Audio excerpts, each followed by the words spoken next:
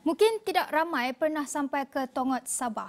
Namun, di kawasan pedalaman itu tersimpan sebuah kawasan yang kaya dengan khazanah flora dan fauna. Ikuti laporan wartawan Khalis Kadir dan juru kamera Nasruddin Samad yang menjegah keindahan Imbak Canyon. Di pedalaman Tongot Sabah, tersimpan sebuah lembah yang bukan sekadar kaya dengan flora dan fauna, tetapi juga harapan untuk masa depan yang lebih lestari. Sebahagian daripada rangkaian 3 ekosistem utama bersama Lembah Danum dan Lembangan Maliau, Imbak Canyon adalah antara lembah genetik asli yang menjadikan ia salah satu kawasan konservasi utama di rantau ini. Sebagai pemilik konsesi kawasan ini, Yayasan Sabah telah mengangkat Imbak Canyon sebagai kawasan hutan simpan kelas 1 sejak tahun 2009 selepas terlebih dahulu mengisytiharkannya sebagai kawasan konservasi pada tahun 2003. Dan pada mulanya kawasan ini dimasukkan sebagai kawasan pembalakan secara terkawal. Yayasan Sabah atas sebab kesedaran kepentingan pemeliharaan biologi. Kawasan ini telah dikeluarkan daripada pembalakan dan mula dijadikan sebagai kawasan konservasi bersama dengan Lembah Maliau dan Lembangan Danum. Antara aset terpenting kawasan ini ialah Imbak Canyon Study Centre ICSC yang mula beroperasi pada tahun 2016 hasil kerjasama Yayasan Sabah dan Petronas.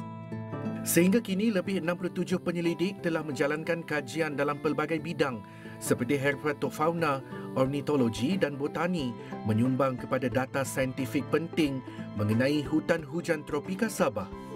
Kita dapat merekodkan sebanyak 33 spesies herpetofauna dan juga kajian burung dapat menambah 9 spesies yang mana jika dijumlahkan berjumlah 252 spesies lah. Selain daripada kajian daripada penyelidik, kami ada juga membuat inisiatif untuk mengkaji ataupun membuat kajian kepada komuniti-komuniti setempat yang berada di sekitar ataupun di sekitar Ulu Kinabatangan ini, Sungai Kinabatangan. Yang mana kajian ini adalah untuk mengkaji perubatan tumbuhan tradisional yang mereka tahu sejak dari nenek moyang mereka lah. Dan ini saya pikir adalah sangat penting untuk membantu membina produk bioteknologi dan juga supaya ilmu-ilmu ini tidak dihapuskan ataupun tidak dilupakan oleh generasi-generasi yang akan datang lah. Namun mengurus kawasan seluas itu bukan mudah. Imbak Canyon berdepan pelbagai cabaran daripada pencerobohan, pemburuan haram, perubahan iklim hingga kekurangan sumber dan jaringan logistik di kawasan pedalaman. Kawasan ini memerlukan rondaan berjadual, sistem pemantauan moden serta kerjasama pelbagai pihak bagi mengekang ancaman yang semakin kompleks. Kekangan juga bagi kami adalah kurangan dari segi sumber, yaitu tenaga kerja dan juga keuangan. Yang mana kami perlu menjaga seluas 107.000 hektar untuk kawasan ini.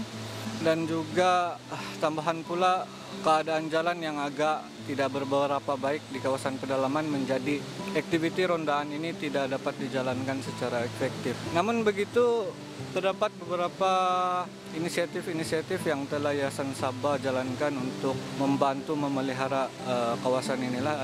Antaranya adalah kolaborasi antara Yayasan Sabah dengan Sabah Environmental Trust, yang mana Sabah Environmental Trust mereka menyumbangkan dana untuk membentuk satu pasukan yang mana kami panggil sebagai Damai Patrolling Team. Dia bertugas untuk membuat rondaan dan juga memasang camera trap di kawasan-kawasan yang menjadi hotspot lah.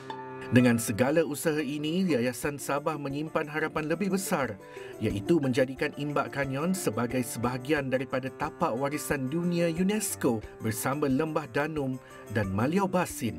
Kami sedang bekerjasama ataupun Yayasan Sabah sedang bekerjasama dengan Akademi Sains Malaysia untuk menarik lebih banyak penyelidik tempatan untuk membuat kajian-kajian mereka di sini dengan harapan dapatan daripada kajian mereka itu dapat membantu ataupun menjadi rujukan kepada generasi akan datang dan juga sekaligus menarik minat pelancong luar maupun dalam negara pada masa akan datanglah.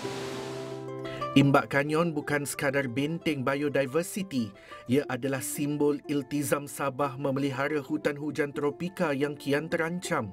Melindungi khazanah alam ini bukan pilihan, tetapi satu amanah kerana Imbak Kanyon cukup bernilai untuk diangkat sebagai warisan dunia.